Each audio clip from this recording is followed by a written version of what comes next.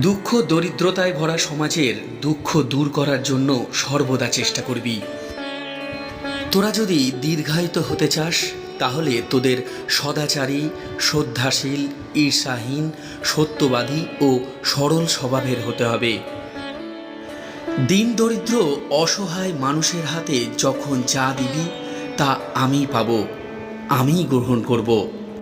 ইচ্ছায় হোক অনিচ্ছায় হোক, যে সন্তান মায়ের আদেশ পালন করে ভগবান তার মঙ্গল করেন।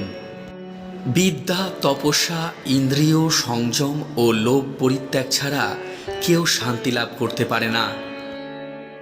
গুরু প্রদত্ত মন্ত্রের শুদ্ধাশুদ্ধ বিচার করা শিষ্যের কর্ম নয়।